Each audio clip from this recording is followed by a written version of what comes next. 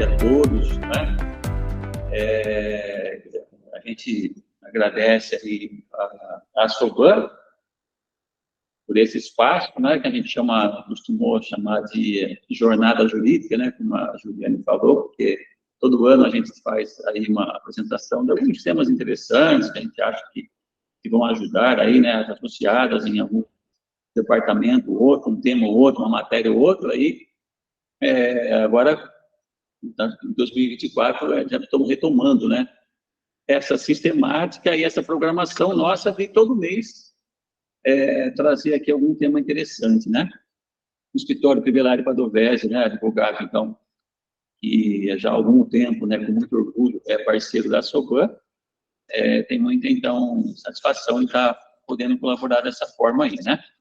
E aí, eu agradeço, nesse sentido, o Gibson, né, presidente da Soban, da empresa Renove Pneus, e o Fernando, né, que é o vice-presidente, que é da Concap.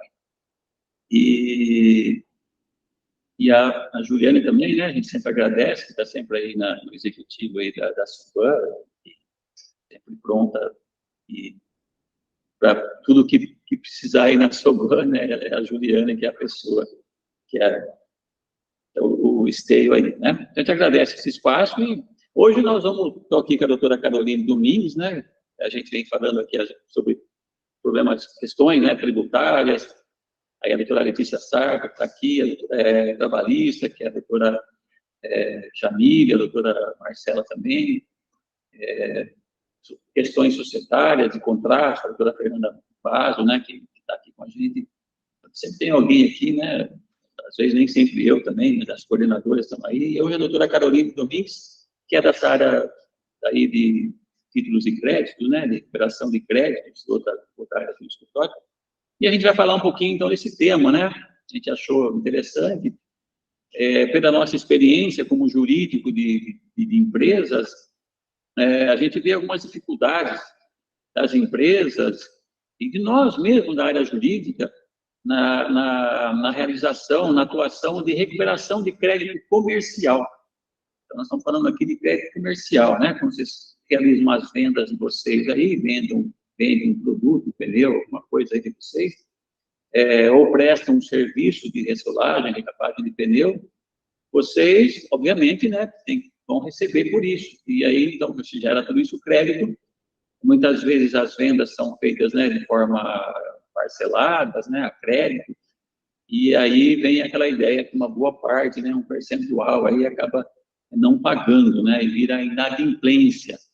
E aí, vocês tentam negociar, né, com o devedor e não sei o quê, e, no fim das contas, em muitos casos, tem que ir para o jurídico, né, doutora Carol? E aí, chega aqui, a doutora Carol fala, tá bom, me manda o documento, então, né, para a gente ver o que pode fazer, né? E aí a gente se depara com umas certas situações e a gente vê que as empresas, né, os departamentos, muitos são muito preparados, né, sempre conhecedores da situação, do negócio, do comércio, mas às vezes alguma questão jurídica, né, acaba ficando, porque justamente cada um no seu quadrado, né, a gente aprende muito com o pessoal da prática comercial, aí muita coisa a gente aprende com eles aí, mas a gente também pode contribuir com algumas dicas, né, que você fala, poxa, mas se fosse de tal forma, ou se fosse assim, no assado, teria melhor possibilidade de recuperar o crédito, né? Agora a gente se vê numa situação que acaba dificultando, né, ou até inviabilizando a recuperação de um crédito. Então, por exemplo, né, a gente está falando de uma coisa aqui chamada prescrição do crédito, né, prescrição do título que embasa um crédito. Estou dando exemplo, que nós vamos falar daqui a pouco. O que é a prescrição? É um termo técnico que vai dizer que o crédito, o seu direito de recuperar, de cobrar esse crédito, caducou, em outras palavras, né? É a prescrição jurídica. Tem um tempo para isso. Então, se não tomar cuidado em observar o tempo para cobrar esse crédito, para cobrar o devedor, você perde o direito, né? Porque o direito é assim. Tem uma frase em latim, né, que quer dizer, como é que é? Dormientibus ius non socorrit. O direito não socorre quem dorme. A gente aprende isso na faculdade, né? Então, é assim, porque todo direito violado começa a correr o prazo, todo direito violado, em qualquer área, em qualquer situação, um direito foi violado, A não ser algumas exceções que são imprescritíveis. Nunca, nunca caduca. Mas, na maioria das vezes, começa a correr um tempo para que a vítima, né, aquele que teve o direito violado, haja para recuperar, para consertar, né, para restabelecer o seu direito que foi violado. Se ele não agir nesse tempo, ele perde o direito. Então, estou dizendo aqui algumas coisas. Acontece muito isso. Cheguei para o Carol fala, bom, mas já passou o prazo, gente. Agora vou ter que, talvez, entrar com uma outra ação mais fraca, não sei o que, vamos falar tudo isso. Tá bem? Então, é isso que a nossa ideia é colocar aqui umas dicas, algumas ideias, algumas orientações aí, né, do nosso ponto de vista aqui, na questão mais jurídica, que possam ajudar e nortear aí o pessoal do departamento comercial, área financeira, pessoal de crédito, contas a receber, sei lá o quê, né, de vendas, para tomar certo cuidado, às vezes, né, que pode depois, eventualmente, dentro de uma inadimplência, facilitar a recuperação de crédito. Certo, Carol? É isso mesmo, né? Isso mesmo. Então, tá. E aí a gente tem aí essas... Carol também vai falando aí, Carol, né? Carol está aí, se eu esquecer alguma coisa, ela vai falar aí, tenho certeza, né? Então, daqui, condições que podem embasar uma boa recuperação de crédito comercial na inadimplente, né? Primeiro, a gente gostaria de falar, né, Carol, um pouquinho sobre essa questão aí dos títulos de documentos que embasam o crédito, né? Sim. Então, como é que a gente quando chega aqui no jurídico, né, para falar, esse cara aqui não me paga, né? Essa empresa não me paga, esse vendedor, vendi para ele, não me paga, prestei um serviço, não paga, e agora? Vamos lá, então. O que nós temos que embasam esse crédito? Né? Existem alguns títulos, né, que a gente fala, documentos que podem embasar. Se você não tiver documento nenhum, tudo bem, você pode até conseguir recuperar esse crédito, mas é uma vida, sabe? É uma coisa muito difícil. Então, se você tem aí, dependendo do título do documento que tem, é mais fácil, começa por aí já. Sim, né? Exatamente. E dentre esses títulos, a gente pode falar da duplicata, do cheque, a nota promissória, que já está caindo em desuso, né? Não está tão no mercado mais, e o contrato. Esses são os títulos mais fortes que a gente tem hoje para uma demanda judicial, para buscar a recuperação desse crédito. Isso, no caso, por exemplo, a duplicata, né? A duplicata é a mais usada, né? No Sim. mundo das vendas aí. O que é esse negócio que é meio criado no Brasil, sabe? A duplicata virtual, né? Que a gente tem. A duplicata, o que é? Bom, quando você vende um negócio a prazo, ou presta um serviço que o vendedor vai pagar a prazo, mais de 30 dias, você vai vender, mas vai pagar mais de 30 dias. Ou parcelado. Parcelado, né? Mas desde que já mais de 30 dias, 30, 60, 90, lá. Então, você pode sacar, né? A gente fala, criar um documento chamado duplicata. A duplicata é um nome que vem, a origem dele é que ele é uma duplicidade das informações que você tem na nota de fatura. O que é a nota de fatura? A nota de fatura a lei diz, quando você vende alguma coisa, você tem que ter um documento para fins comerciais que registre a venda sua. O seu nome que está vendendo, os seus dados lá, né, basicamente, né? Para quem você está vendendo, em que condições está vendendo, qual é o preço, né? Isso é nota de fatura. Aí vem a legislação tributária e fala, olha, quando você vende algum bem ou presta um serviço, você tem que emitir uma nota para fins fiscais em que você tem que falar também o que está acontecendo, o que você vendeu, para quem você vendeu, os seus dados, né, os dados de quem você vendeu, as condições, blá, blá, blá. Então, são dois documentos que normalmente a empresa tem que emitir quando ela faz venda, né, de produto ou prestação de serviço, uns para fins comerciais, que é a nota fatura, e outro para fins fiscais, que é a famosa nota fiscal. E aí vem, então, uma outra legislação muito recente, mas mais há muito tempo, que diz, olha, não pode fazer uma coisa só. Você faz um documento, a nota fiscal, ela serve tanto para fins fiscais como para fins comerciais. A nota fiscal fatura. A gente fala nota fiscal, na verdade ela é nota fiscal fatura. Então, dessa nota fiscal fatura, você vendendo a prazo, 30, 60, 90, mais de 30 dias, você pode emitir uma duplicata, é a duplicidade das informações aqui da nota fiscal, e cada parcela, né, do crédito, você pode, então, criar um documento, pela legislação, que é uma lei da duplicata, né, chamado duplicata, tá? Essa duplicata é um título que representa o seu crédito, as parcelas do seu crédito.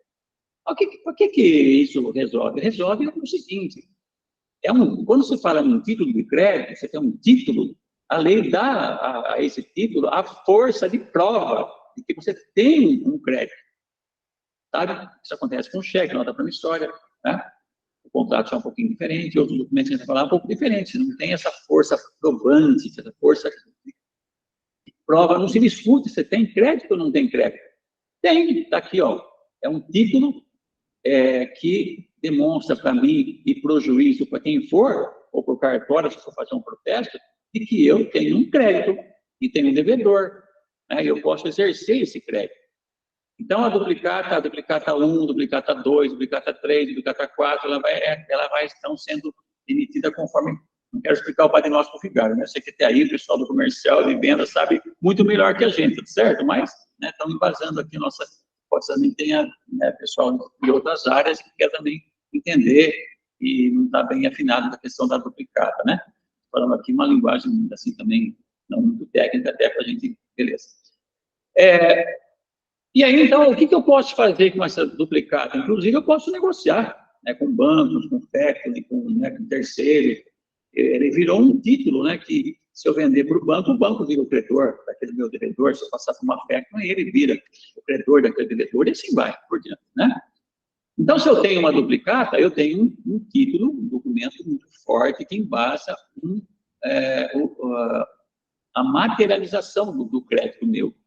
E lógico que para ser uma duplicata, assim, com todos esses requisitos de força probatória do meu crédito, ela tem que também preencher certos requisitos, né?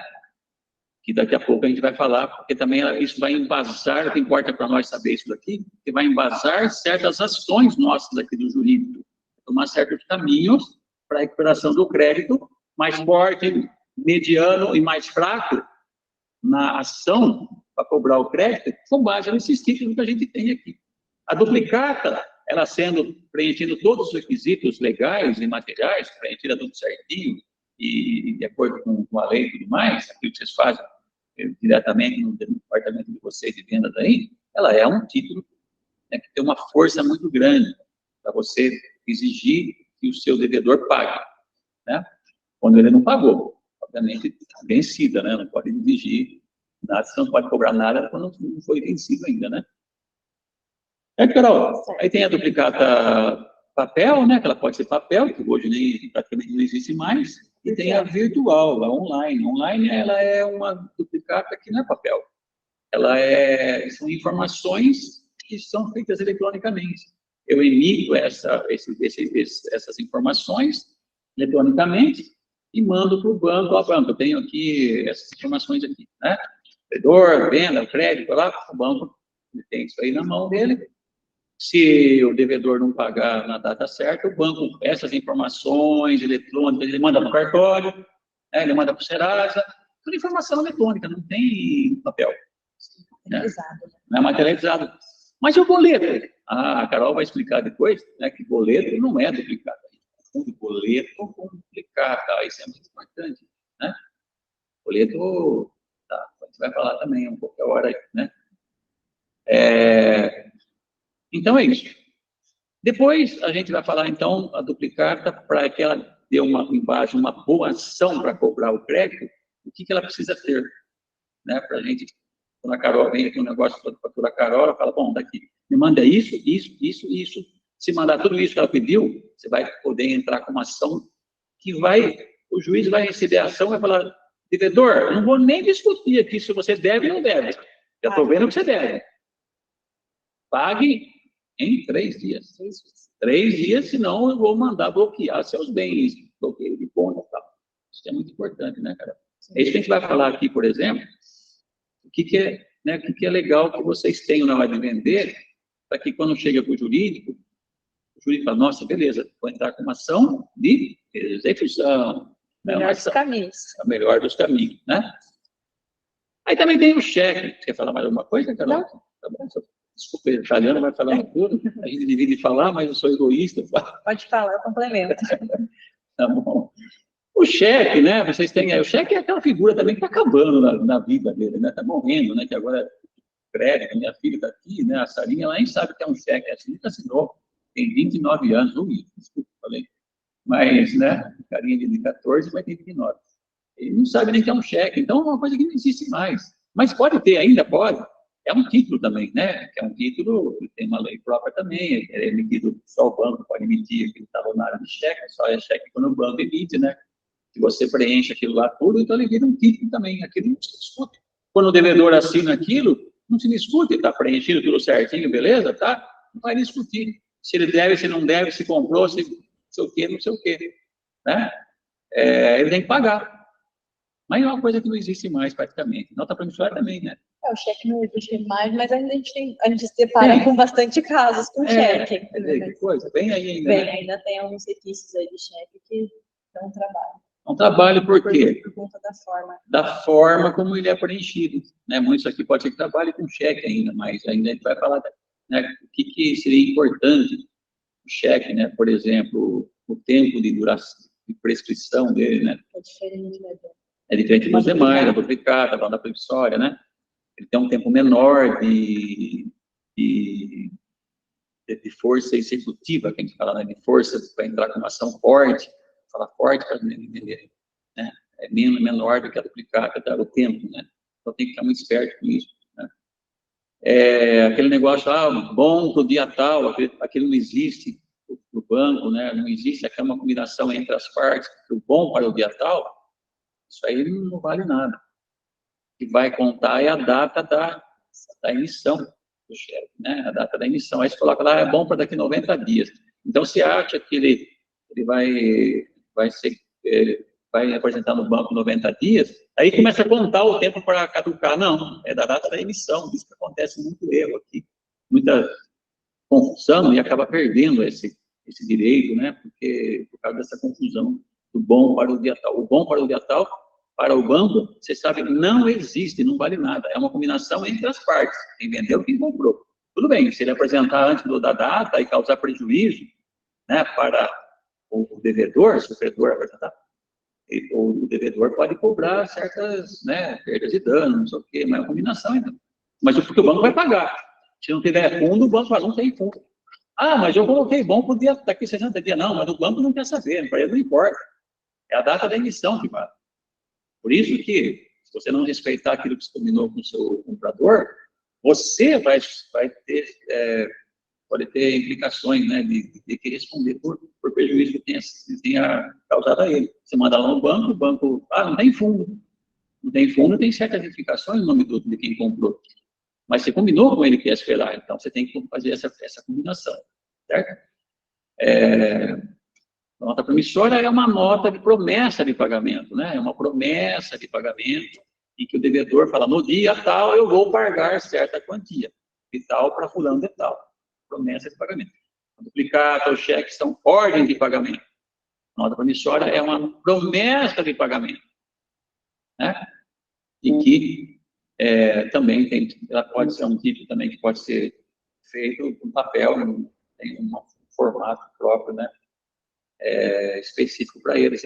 Lógico, tem que preencher os requisitos também da lei, chamar a nota promissória, o valor que está sendo negociado, né? A data do vencimento, tudo mais, quem assinou, a data da emissão, mas pode fazer num papel sulfite, né? Pode fazer a caneta, pode fazer computador hoje em dia, né? Tudo mais, então não é algo que é padronizado, um formato próprio, né? Como o cheque, por exemplo, só o banco pode te dar esse documento, né, chamado cheque. Né? Você mesmo pode construir uma nota promissória, você pode comprar aquelas notas, os bloquinhos que vende em livraria, né? Preencher tudo certinho, você só tem que preencher todos os dados certinho ali para não descaracterizar. Se descaracterizar, vocês vão ver o que vai acontecer depois, né? Você perde aquela força executiva e vai cair numa categoria mais fraca na ação de cobrança, na ação de recuperação do crédito, né? É isso? Mais alguma coisa não falando aí. Todos esses documentos aí, né, a duplicata, o cheque, nota promissória, são títulos que você pode negociar com terceiro. Então, veja, a duplicata, você antes do vencimento dela, você pode mandar para o banco, o cheque também, banco, FEC, terceiro, você pode negociar, são títulos que viram moeda, né? Na medida que você passa para terceiros, os terceiros já passam a ser sendo os credores, né, daquele devedor. E a nota promissória também. Aí o contrato já é uma coisa que, na prática de vocês, do dia a dia, aí, prestação de serviço, venda, pneu, não sei o quê, ninguém faz contrato. É difícil, né? Mas ele também colocou também, porque ele pode ser um documento que embasa um crédito, que vai falar, vendi para o fulano, ele falou que vai pagar e tal, tem certas condições, não sei o que de pagamento, blá, blá, blá, blá. Então ele também é um documento que embasa um crédito. Mas ele não é tão forte, porque ele é um tipo de crédito. O contrato, muitas vezes, ele é utilizado quando as partes têm obrigações. Na duplicata, cheque, nota promissória, só um tem obrigação de pagar. O contrato, normalmente, é aquele que você faz, ó, eu vou fornecer para você tantos lotes de pneu.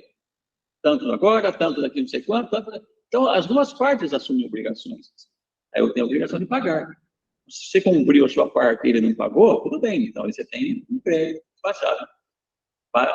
embasado no contrato. Mas você tem que cumprir a sua parte. Você não pode exigir a do outro se não cumprir a sua. É bilateral que fala. E esses outros aí, vai encurtar nosso primeiro slide aqui, outros assim, são... Você fala, bom, eu não tenho duplicata, eu não tenho cheque, eu não tenho nota promissória, eu não tenho contrato. Eu posso ter algum outro documento que embase, falando em embasar o crédito? Você pode.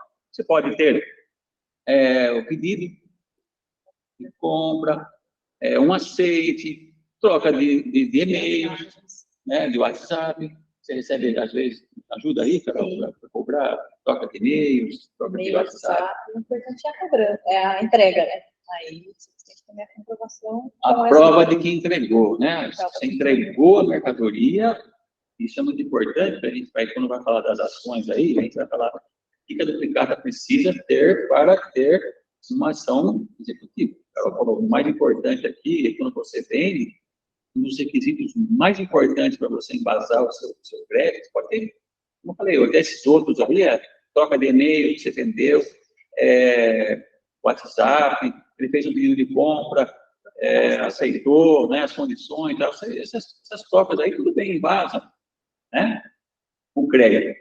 Mas o mais importante aí de todos esses, mesmo aqueles que são títulos, os 6 primeiros lá, como os demais, que não são títulos de crédito, mas de certa forma são mais fracos, mas embasa com crédito, o importante é que você demonstre que você entregou a mercadoria, que o outro recebeu a mercadoria, ou que ele recebeu o serviço, no caso da prestação de serviço.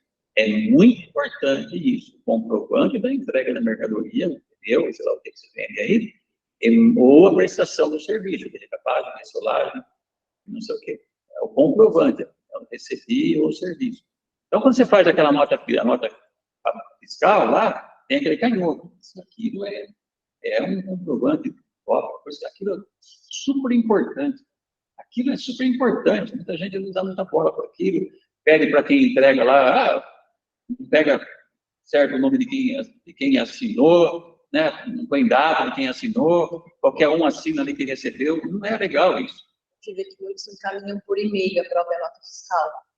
Encaminham por e-mail, não pega o canhoto assinado, então fica só eu enviei, não teve nenhuma recusa formal, escrita. Mas também você não está comprovando que você entregou a mercadoria ou prestou o serviço. O serviço, exatamente. Então, esse documento, esse canhotinho aí, né, ou qualquer outro documento, não precisa ser um canhoto também, da nota fiscal. Qualquer outro documento vai ser muito importante, porque isso é um requisito essencial para que você não tenha problema na hora de você cobrar para você recuperar o seu crédito. Qualquer que seja das ações que nós vamos falar daqui adiante, a entrega, a comprovante de entrega ou da prestação do serviço, efetivamente, é um dos requisitos super importantes, né? E veja, a nota fiscal, você é obrigado a emitir nota fiscal, claro. Não vou falar que não é, pelo amor de Deus, estou fazendo apologia a um crime tributário, né? Então, você é obrigado a vender uma mercadoria, emitir a nota. Prestou um serviço, emitir a nota de prestação de serviço, claro. Mas isso é prova? Não é uma prova cabal de que você prestou ou você vendeu. A nota fiscal é um documento que você emitiu. Tanto que existem notas fiscais frias, né? A pessoa emite uma nota fiscal para ganhar, para conseguir duplicar, para negociar com o banco, e não entendeu nada. E não prestou serviço nenhum. Isso é crime, inclusive. Um artigo do Código Penal que fala duplicata fria sem origem comercial é crime. É 172, é 171, que é o estelionato, depois tem 172, que é o artigo seguinte do Código Penal, que trata da duplicata fria, né? É quase um estelionato aí. Não é comprovante de entrega a emissão da nota. Só a emissão, não. Lógico. Ela é um documento, outros ali, ó, outros é nota fiscal, troca de e-mail, troca de WhatsApp, pedido de compra, o aceite de condições de negócio, uma coisa que falou aí. São outros. Bom, mas eles embasam o crédito, mas são muito, só isoladamente, são muito fracos, para você recuperar o crédito depois. Vamos lá. Antes de entrar nas ações, propriamente aí, que as ações, né, acho que é importante falar aqui quais são as ações e o que nós precisamos para que a gente entre com aquela ação mais importante, mais segura, e que não se discute da outra parte, a outra parte não tem muito o que falar. Ela não tem o que falar, ela tem que pagar. Antes de entrar nisso aí, nós vamos falar um pouquinho dessas penalidades aí, também tem muita confusão aí, né? A gente também entra cobrando aí crédito e às vezes a outra parte vem falando isso, sabe? E acaba também emperrando a recuperação.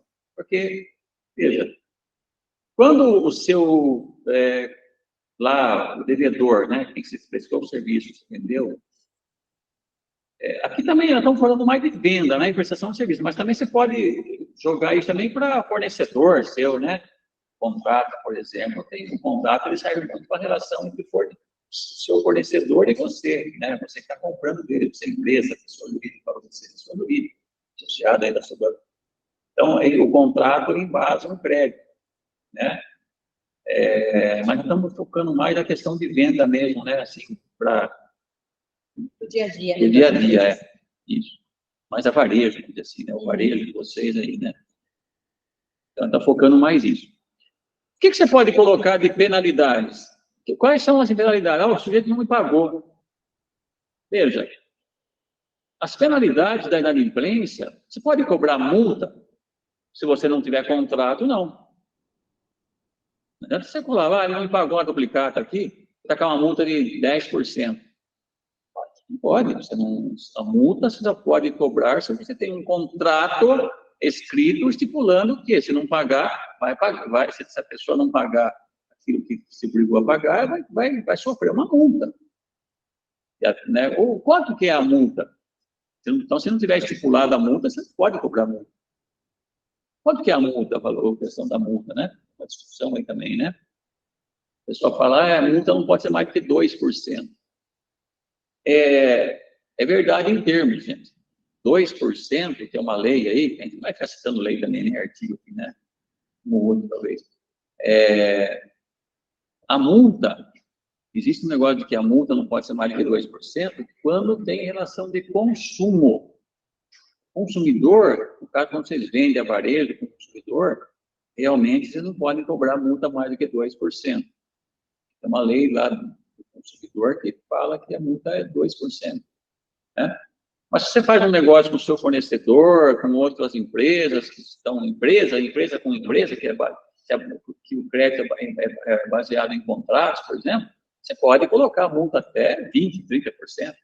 A multa não pode passar do valor principal, diz a lei, mas a prática, bom senso, né, e pegou aí uma prática de 20%, 10%, 20%, 30%. Pode sim ser mais do que 2%. Na relação de consumo, não. Quando é que tem relação de consumo? Quando aquele que está comprando, ele é o destinatário final, ele está comprando para ele, já comprou o pneu para pôr no carro dele, ele prestou o serviço de ressolagem, o pneu dele, ele não está repassando isso para outro. Se você vende pneus para uma outra loja que vai revender o pneu, não tem relação de consumo. Você pode colocar aí multa acima de 2%, por exemplo, pode fazer contrato, né? Você pode vender com toda duplicata, com tudo mais, né? Só essas penalidades elas só entram quando tem Aí a questão, algumas delas aí, né, quando tem contrato. Juro. Quanto que pode cobrar de juro, Carol? Vou tomar uma água. Os juros legal é de 1% ao mês, que pode até ser o dobro, que seria 2%. Isso. Mas a prática é 1%. 1%, né? 1% ao mês, você pode cobrar juros também de 3, 4, 5. O banco cobra, mas o banco ele está fora de uma lei chamada lei de usura. O banco ele tem lobby, né, primeiramente, né, e ele tem uma lobby no Congresso, na legislação, e ele tem também a atividade dele, segundo a lei, permite que ele, porque ele trabalha com empréstimo de dinheiro, com movimentação financeira, com crédito, não sei o que, tudo mais, com câmbio de fora, então ele pode cobrar mais do que 1%, mais do que o dobro das taxas Selic, que seria 1%, seria 2% no máximo, mas a prática é 1%, né? Mais do que 1%, já começa a ter discussão aí. É por isso que eu falo. A gente se cobra, você coloca lá em algum documento lá, se você não me pagar, você vai pagar 2%, 2,5%, 3% ao mês. Não ao mês, hein? Não é ao mês. Não adianta, ele vai, na hora de se cobrar, ele vai ter essa discussão e vai emperrar a cobrança, por causa disso ele vai ganhar. Porque juro, nem que seja relação de consumo ou não consumo, não pode ser mais do que, vamos colocar 1%, que é o ideal, até 2% no máximo. Né? Sim. E se ele por acaso entrar com ação judicial e vir colocar os juros mais de 1% ao mês, ele vai reverter a situação, né, dessa questão dessa cobrança abusiva, e ainda pode ter condenação em honorários sucumbenciais, para que a empresa, né, esteja arcando com esse valor. Isso, o credor, ele é credor de uma importância, mas porque ele fez uma cobrança além excessiva, né, além daquilo que é o direito dela, por um motivo ou outro ali, um acessório ou outro, o juiz fala, não, isso aqui se perdeu, você ganhou aqui, seu crédito, mas você perdeu aqui, você está cobrando mais. E ele manda você pagar custas e honorários, sucumbências da outra parte, né? Então, é perigoso você criar certas coisas aí, querer cobrar mais do que pode. A gente quer chamar atenção para isso, porque vem muito para a gente isso, né? E colocar multa numa coisa que não foi combinada, colocar juros acima daquilo que é permitido. A correção monetária é um pouco diferente. Tá? Só um pouquinho. Os juros, né, ele tem um negócio também que a partir de quando corre o juro? Nos títulos de crédito, ele corre a partir, normalmente, se ela vai entrar com uma ação, o juiz vai mandar, quando ele mandar pagar, ele vai pagar juros a partir do vencimento do título. Duplicata, cheque, nota promissória, aqueles títulos que nós falamos ali. Aqueles 3 ali são títulos executivos que a gente fala. Então, os juros são a partir do vencimento. Mesmo que eu entre com uma ação 3 meses, 4 meses, 6 meses, um ano depois, se você for dentro do prazo, né, de entrar, o juiz, quando mandar pagar, o devedor pagar, ele fala, ó, os juros vai ser a partir do vencimento. Mas fora esse, os outros lá que a gente não tem estipulação de juros, é o seu contrato. O contrato vai também falar quanto que é de juros e quanto que ele corre. Mas os outros lá, só nota fiscal, só os e-mails, só o WhatsApp, os juros, eles vão ser a partir de quando você entrou com a ação. Se você entrar 6 meses depois, 1 ano depois, você perdeu 1 ano de juros. Né? E o juiz vai falar, não, o juro aqui, como você não tem um título de crédito, vai ser como, é da citação que fala, né? Tecnicamente, a citação é quando você entrou com a ação e quando ele foi chamado a vir para responder a sua cobrança aqui no processo. Aí você vai começar a correr o juro. Então, o juro é um pouquinho diferente. A correção monetária, não, é desde o vencimento, sempre. A correção monetária, que está mais embaixo aí, é um documento, é um acréscimo monetário, digamos assim, que já tem uma lei que diz que a correção monetária sempre ela vai, mesmo que você não coloque em contrato, você não coloque no cheque, você nem coloca no cheque, você não coloca no duplicado, não coloca, a correção monetária vai ter, desde o vencimento, tá? Em qualquer situação aí. Nos contratos, nos outros, se ficar estipulado, por 3 anos para discutir se você tem o crédito ou não, conseguiu provar que tem o crédito. A correção monetária vai ser desde a época que foi constituído o seu crédito. A data lá da venda, por exemplo, né? A data que você conseguiu provar, eu vendi isso aqui, estou devendo aqui. Correção monetária começa a correr. Juro não, juro, esses outros aí, bem lembrado, só depois quando ele está sendo chamado no processo. Que aí você pode perder 6 meses, 1 ano, 2 anos. Esses outros aí, o que mais teria, Carol, de penalidade, não? A gente falar aqui. Vencimento antecipado de parcelas. Bem lembrado, Carol. Honorários sucumbenciais, advocatício de arbitragem. Negócio ali, né? Convencionado. Então, a Carol está falando aqui, a doutora Carol está falando assim, vencimento antecipado, pode falar? Pode, vencimento antecipado. Vencimento antecipado das parcelas vincendas. O que é isso? A doutora Carol tem um problema sério aqui, né? Você vende, você tem um contrato, isso aí normalmente coloca conta. Ou duplicatas, né? Duplicatas, ó, veja só, duplicata não tem contrato normalmente, né? Você vendeu entre as duplicatas e convidou lá que ia pagar em 6 parcelas, 6 duplicatas de 6 parcelas. Cada parcela vira uma duplicata, 10. Então, veja só, aí o devedor, ele não paga, ele paga uma, paga duas, a terceira ele não paga. Se ele não paga a terceira, você já pode cobrar a quarta, quinta, sexta, sétima, oitava, até a 10ª, por exemplo? Não, porque ela não venceu ainda.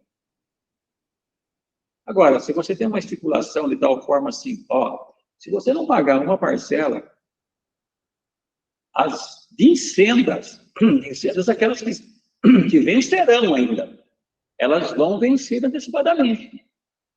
As vencidas é aquelas que já venceram, né? Já venceu, ele pagou. Se ele não pagou, você já pode cobrar. Então, veja, se você tem uma combinação assim, ó, se você não me pagar se você não me pagar uma parcela, as vincendas, elas vão vencer antecipadamente. Aí, se você colocar essa combinação, de certa forma, em algum lugar, você vai poder fazer isso, senão você não pode. Você tem que esperar vencer cada uma delas. Ou você espera vencer todas para entrar com uma ação só, tomar cuidado, às vezes lá atrás já começa a caducar, ou você vai entrar uma, 2 ou 3 ação, várias ações. Então, é um desastre isso. Você acha que eu falo assim, é muita complicação, é trabalho, né? É uma logística desnecessária, né? Que pode atrapalhar e complicar aqui a vida de quem está atuando para cobrar o seu crédito. E para você também, né? Você que é o credor também, né? Tem custos, cada vez que você entra com ação, tem custas mínimas, né? Para entrar, então, não é legal. Vencimento antecipado, então, é muito legal. Outros também falou, se você não me pagar, se eu tiver que entrar com uma ação, você vai pagar mais, sei lá, 15, 10, 20% de honorário advocatício. É para o meu advogado. Então, também é uma penalidade. Se você não tiver isso daí colocado, não vai poder. É o juiz que vai arbitrar daí, né? Honorário de sucumbência. Sucumbência é quando uma parte, uma demanda judicial, aquela parte, a parte perdeu a ação, tem que pagar honorários para o advogado da parte vencedora, né? Vice-versa. Então, isso também pode ser colocado nos contratos. No dia a dia de vocês, eu sei que não dá para colocar, né? Eu sei que vocês são do comercial aqui, a área comercial ela é muito prática, é muito informal, é o dia a dia, não tem como você fazer formalização e tudo. Mas certos documentos, certos requisitos, é super importante e não pode deixar passar, gente, né? Que são os que nós vamos falar um pouquinho agora, quando a gente vai falar das ações aí, ó. Até falando sobre, como comentamos, hoje vocês estão mais como vendedores, né, no varejo, mas quando vocês estão na posição de compradores ou tomadores dos serviços, que vocês têm contratos com fornecedores, saber dessas penalidades, da multa, dos juros, do vencimento antecipado, é importante para vocês saberem, para vocês mesmos não caírem, né, nessas penalidades, ficarem sempre atentos a isso. Exatamente, também nós estamos falando mais na posição de vendedor a varejo, prestador de serviço, mas também pode se colocar numa posição de comprador, de tomador do serviço, né? Essas multas aí, elas poderão ser armadilhas. Muito bem. Então, pode pegar. Por gentileza. Bom, vamos lá. Muito bem, então, depois, gente, nós vamos até esclarecendo aqui, a gente vai falar um pouquinho aqui, né? Depois a gente vai abrir um tempinho para quem quiser conversar, falar alguma coisa, contar uma experiência, fazer uma pergunta, um comentário, vai ter um tempinho para isso também, tá? Então, doutora Carol, o que acontece? Bom, fiz um negócio, vendi, prestei serviço, aí, o que eu tenho né, aquelas coisas lá, né? Eu posso ter uma duplicata, eu posso ter um cheque, uma nota promissória, eu posso ter os outros no contrato, ou simplesmente outros que é só nota fiscal, é só, né, documentos assim soltos e tal. Então, o que temos que fazer? Não pagou.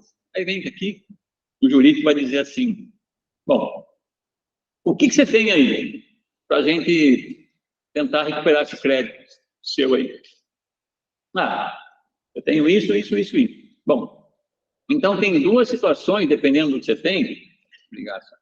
Dependendo do que você tem aí, documentação, para a gente tentar recuperar. A gente, às vezes, dependendo do como for, a gente tenta fazer uma recuperação extrajudicial desse crédito. Extrajudicial, dá para entender, fora da justiça. Tentar, faz uma notificação judicial, né? Notificação assim, ó, você vai com um advogado, ou você mesmo, né? Vai, ó, você não me pagou, por favor, me pague aqui, senão eu vou tomar as medidas. Isso é uma notificação judicial que pode surtir um efeito, às vezes, né? Sim. Que a pessoa já fala, opa, então já está com o jurídico lá, vai me cobrar, aí vai ter juros, aí já começa a correr, né? Começa a ter certas implicações, a notificação pode construir mora, né? Sim. A ideia é que já pode começar a correr juros aí, né? É importante nesse sentido também. Ele fala, vou ter que pagar advogado, não sei o quê e tal. Às vezes dá certo ele chegar e ligar para você e falar, não, tá aí, quanto que vamos fazer uma acertar, não sei o quê e tal. Às vezes, né, ele vem e paga tudo, beleza? Às vezes ele fala, viu, não tem condições, vamos fazer um documento aí em que eu confesso que eu devo, né, essa tal de confissão de dívida, né? Uhum. Eu confesso que eu devo e vou pagar de certa forma. De tal forma, 10 parcelas, 20, 30, tudo bem. Você que vai fazer uma combinação, você faz. Dá um desconto, pagamento à vista, tem toda uma série de coisas. Essa confissão de dívida é um documento, aquele documento lá, né, com tipo, do outro lá, mas aí sim, aquele outros, mas a gente faz com que ele tenha força executiva. Porque é uma confissão de dívida em que só uma parte tem a obrigação de pagar, se ele não pagar, vence antecipadamente, juro, correção monetária, e a gente coloca uma cláusula lá que a gente dá força executiva, a força executiva dá credibilidade a essa confissão de dívida, assinada pelo devedor, né, obviamente, tudo certinho ali, bom até reconhecer firma, para não encher o saco lá, não foi eu que assinei, não sei o quê. E aí você entra com aquela ação forte. Não estamos falando ainda, né? Que ação forte é essa? Não vamos falar daqui a pouco, né? Tem uma forte, tem uma média, tem uma fraca. Para você entrar com uma ação, dependendo daquilo que você tem. Estamos falando tudo isso aqui para a gente chegar naquela... Então, essa confissão de dívida, ela vai embasar uma ação forte. É da execução que a gente vai falar. Nessa confissão, como a doutora Denir pontuou, vai colocar juros, correção, já pode aplicar multa, pode também ter o vencimento antecipado. Então, todas as penalidades podem estar previstas nela. Isso. Agora, veja uma coisa. O acordo também é outra, né? O acordo é uma coisa um pouquinho diferente, né? O acordo é quando... Depois eu vou falar uma outra situação aqui. O acordo é quando uma parte também tem que cumprir. Acordo é assim, uma confissão de dívida é um só que confessa, eu confesso que eu devo e vou pagar. Ele tem uma obrigação. Dá para fazer uma força executiva, né? O acordo já é um pouquinho diferente. Às vezes também se obriga, você que é o credor, se obriga a fazer alguma coisa. Por exemplo, está protestado lá, você se obriga se eu pago agora de pagar 3 parcelas, você se obriga a dar a carta de anuência, por exemplo, para dar paga de 3 parcelas vencidas lá. Ou, né? Ou alguma coisa, você se obriga também a fazer alguma coisa. Então, isso é um acordo. Já é obrigação bilateral que a gente fala, as duas partes. Tudo bem, então você vai materializar o seu crédito no documento, mas você tem que cumprir a sua parte, caso ele não cumpra dele, então você exigir aquilo que ficou acordado, né? E outros aí mandar um e-mail, você fazer né, mandar um WhatsApp, se você tem um contato dele, já são coisas assim que você tenta recuperar isso daí de forma extrajudicial. O que eu queria falar aqui é o seguinte, gente. Às vezes, olha só o que acontece, né? Você tem lá você já tem uma duplicata constituída, legalmente, todas as formalidades. A duplicata é aquele título executivo, né, que ele dá base àquela ação forte. Não pagou, vai para a justiça, o juiz deu para a duplicata. Tá aqui, ó, pague em 3 dias, senão eu vou pegar seus bens. Pegar os bens é bloquear a conta, penhorar veículo, penhorar bens, imóveis, tudo que tiver propriedade vai penhar do devedor. O que acontece às vezes?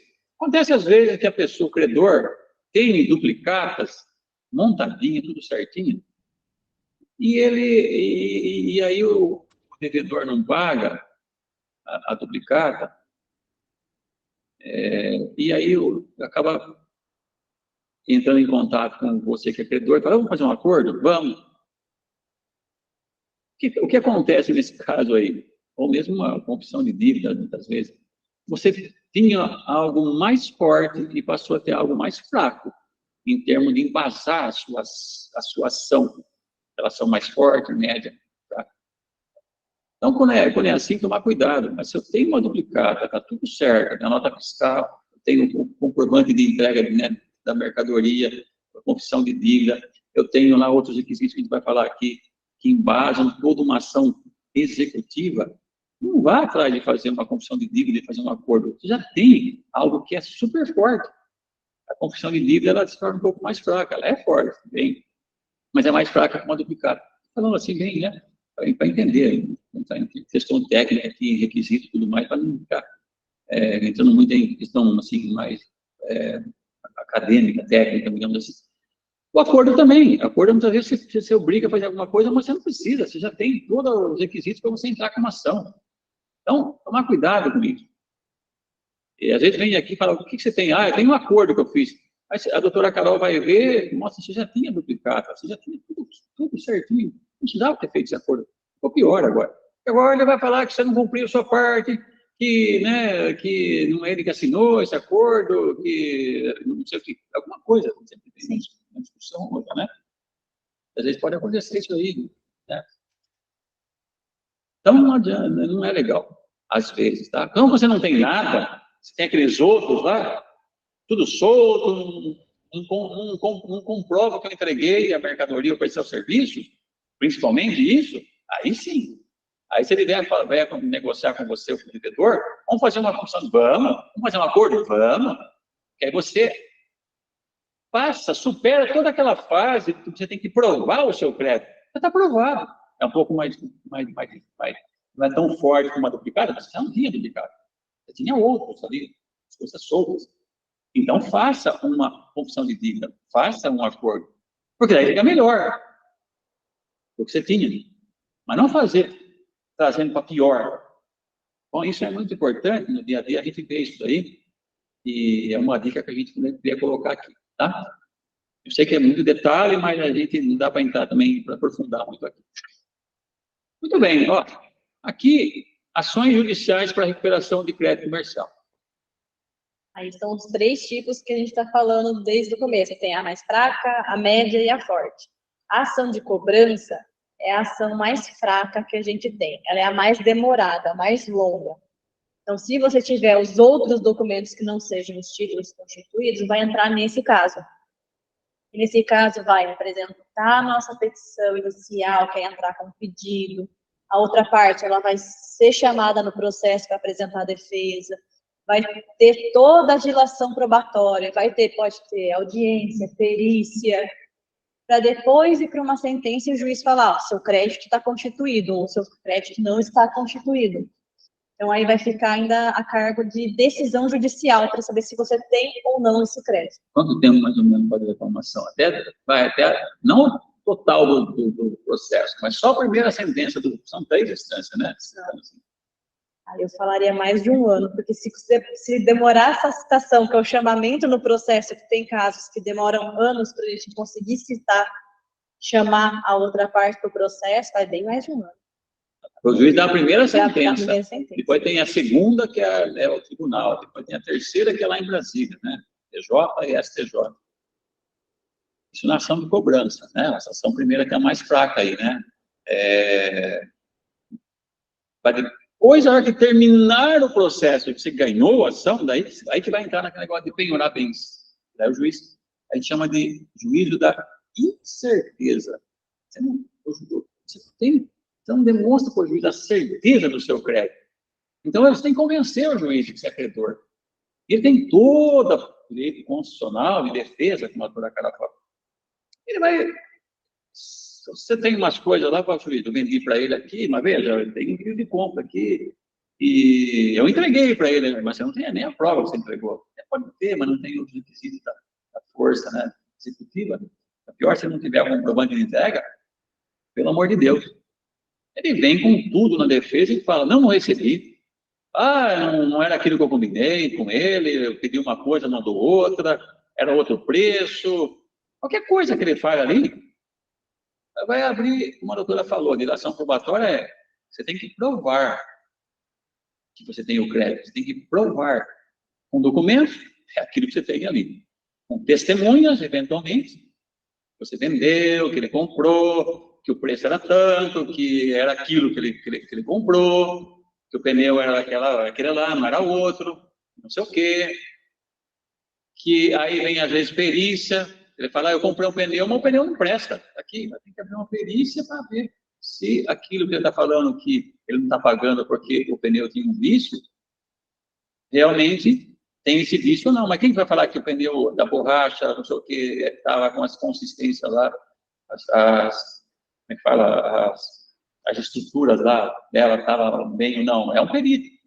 Mas, nossa, para marcar um... Aí leva 3 anos. Para convencer o juiz que você está certo. Você vendeu, e o que ele está falando, ele não pagou, e o que ele está falando não procede. Isso é ação de cobrança. Envolve testemunha, perícia, certo? O juiz dá uma sentença, fala, não, realmente a empresa aqui que está cobrando, está certo, ela é credora, assim, você tem que pagar. Ele pode recorrer, se eu falar, não pode recorrer, vai dar 5, 6, 7, 8, então, no baixo, às vezes 10 anos. É longo, demora. Longo o processo, longo. E o juro só começa a contar depois da sentença. Não é? Então, exatamente, e lembrando isso. Né? A correção monetária não, mas os juros vai ser só depois da sentença que transitar em julgado, ainda acabar. Exatamente. Quando ele falar, tudo bem, então a partir de quando chamou, veja. É uma coisa muito louca. Então, é por isso que nossa, mas eu vendi, não consegue, porque eu tenho direito de falar qualquer coisa ali. Se ele falar qualquer coisa, a gente já, pronto, já abriu o contraditório que fala. Ele não vai chegar e falar, não, realmente deu, é verdade mesmo, mas não paguei, porque não sei o que, não sei o que. Ele vai falar, não, ele vai inventar alguma coisa, sei lá o quê. Infelizmente é assim. Quando não quer pagar, né, tem um prato cheio para... E se você perder e não conseguir provar, de credor, você passa a ser devedor. Não conseguiu provar, o juiz não conseguiu convencer o juiz que realmente se entregou ou prestou o serviço, você não me convenceu, desculpe. Então, quem alega tem que provar, você não provou, você vai pagar agora todas as custas do processo, o Estado, e vai pagar também os honorários de quem se processou aqui. Então, você tinha um crédito, você passou a ser devedor. Se é credor, passou a ser devedor.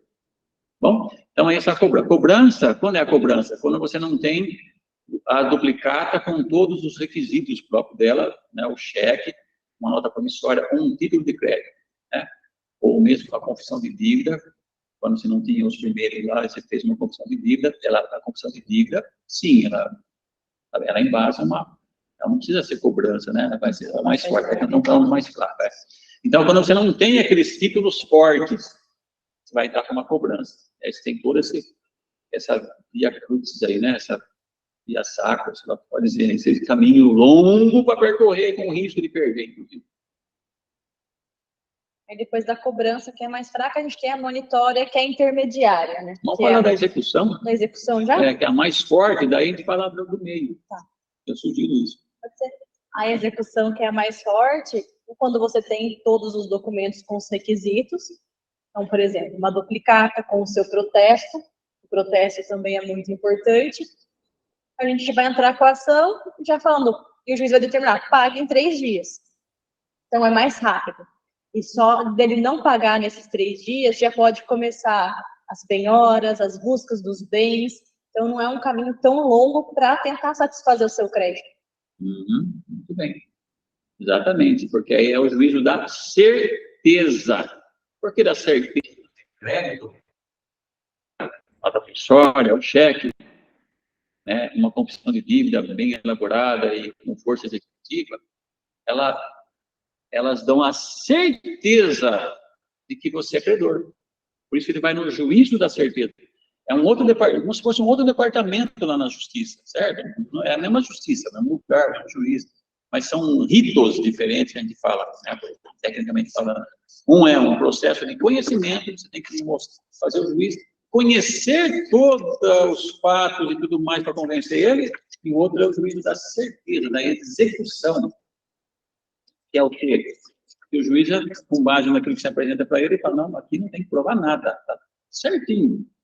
Esse título aqui fala que você que está sendo chamado aqui é devedor, porque o título em si me convence, pela lei, pelo próprio título, que você deve para essa empresa que está cobrando você. Ponto final.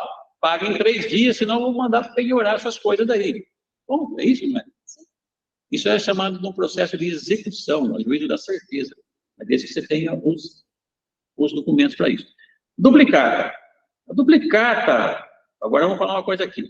Para ela, a duplicata virtual, se você tiver a duplicata física, com o aceite do devedor, aceite você mandou para ele a duplicata, ó, tem a duplicata para você aqui.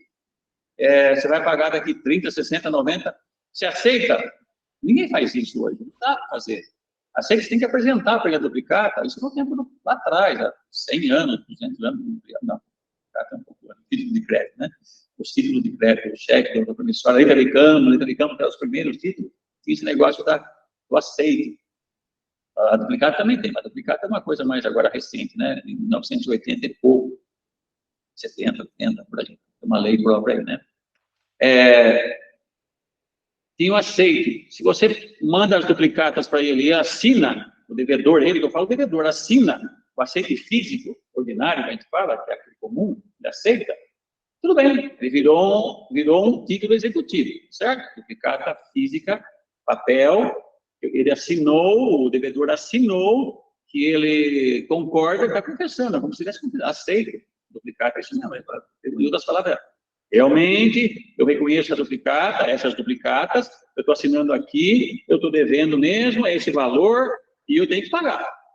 Esse é o aceite, é uma assinatura dele, do devedor. Mas ninguém faz isso hoje, não existe mais o aceite físico, assinatura no papel de que o sujeito deve mesmo, né? Então, a duplicata, a lei da duplicata trouxe, é meio brasileiro isso, né? O Brasil que tem esse negócio, que criou esse negócio da duplicata virtual, é aquela duplicata eletrônica, por causa da praticidade do comércio. A praticidade fez com que, gente, não dá para ficar metendo papel e pegar a assinatura do devedor, cada vez mais o mundo está, né, globalizado, como é que eu vou pegar o devedor lá da China, sei lá o quê? Então, o lado, né, lá do amigo lá de Roraima, de você de Roraima, né? Roraima, que vocês falam aí, vende aqui para o Sudeste, e como é que você vai pegar? Não dá, né? Tem amigo do Nordeste aí. Hoje todo mundo está. Então, criou esse negócio da duplicata eletrônica, virtual. O que é, então? Esses dados eletrônicos que você emite, e você não precisa pegar a assinatura física do devedor, mas ela tem que ser preenchida, né, certinha lá, né, com todos os dados de uma duplicata. E você precisa ter o que é, Carol?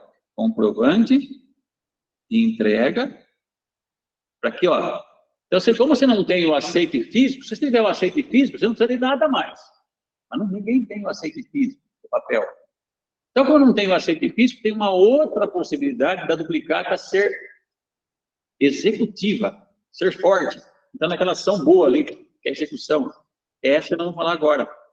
Ela pode ser eletrônica, só os dados dela, né? Eletrônicos. Aí você...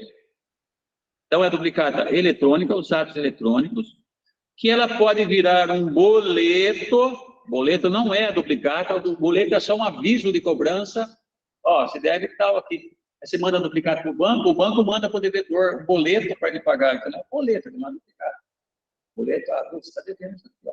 Se ele não pagar aquilo ali, boleto, quer dizer que ele não pagou a duplicata. É eletrônico. Então, o boleto é uma forma de facilitar, viabilizar o pagamento da duplicata, mas é só um aviso da cobrança. Ó, paga isso aqui. O banco está fazendo isso porque você passou para o banco, normalmente, né? O duplicata você passa para o banco. O banco ele é um endosso mandado, que a gente fala, você não passou o crédito do banco, você passou só uma ordem para ele poder administrar a sua duplicata. Se o devedor não pagar, mande boleto para ele. Se ele não pagar, mande a cobrança para ele, o boleto. Se ele não pagar, você manda para o cartório. Se você, banco, pode protestar. É assim, o banco faz isso. Né? Ele te adianta dinheiro para você em troca da duplicata, mas se não pagar, ele pega de volta o dinheiro e distorna. Não é assim? Você sabe que você trabalha com duplicata, você sabe disso. Porque você não passou o crédito para ele, não é um endosso transativo que a gente fala. A FEC, às vezes, você endossa a duplicata, você passa para a FEC, você passa o crédito.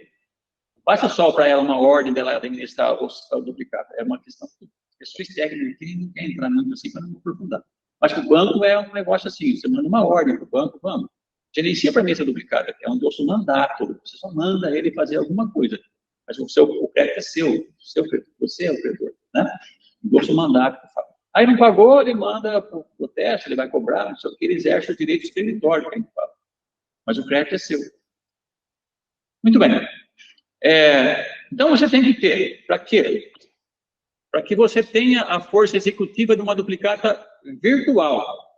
Você tem que ter a duplicata, dados eletrônicos, você tem o comprovante de entrega da mercadoria ou da prestação de serviço, você tem que ter. Tem que ser escrito. Tem que ser uma prova escrita. Exatamente. Nesse caso, na execução e na monitória, o comprovante de entrega tem que ser escrito, não pode ser uma testemunha. Não. Tem que ser escrito.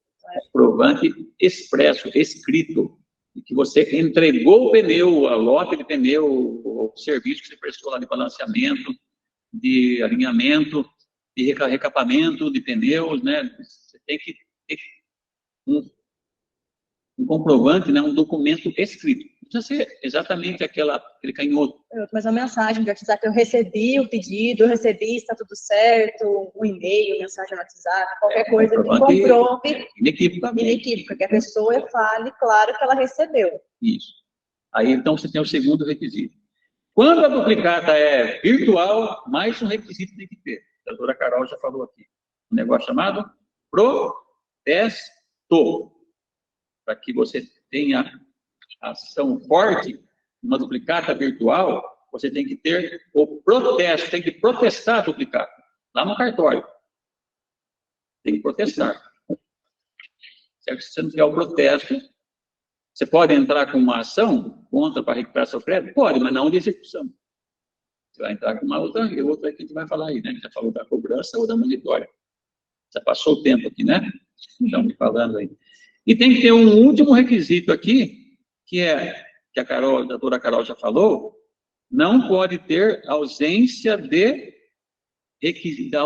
recusa formal. Quando você vendeu a mercadoria ou prestou o serviço, se o tomador ou o comprador falou, está com um problema aqui, eu não quero, não aceito, está errado, você não me fez o serviço de acordo, você não pode mais entrar com uma ação de execução, porque ele recusou, de certa forma. Não pode ter, tem que ter ausência de recusa formal. Você só falar, não vale. Recusa formal, certo? Então, 4 coisinhas aqui, ó. A duplicata. Fala mais da duplicata, porque cheque é o próprio cheque, a promissória não tem esses negócios da duplicata, certo?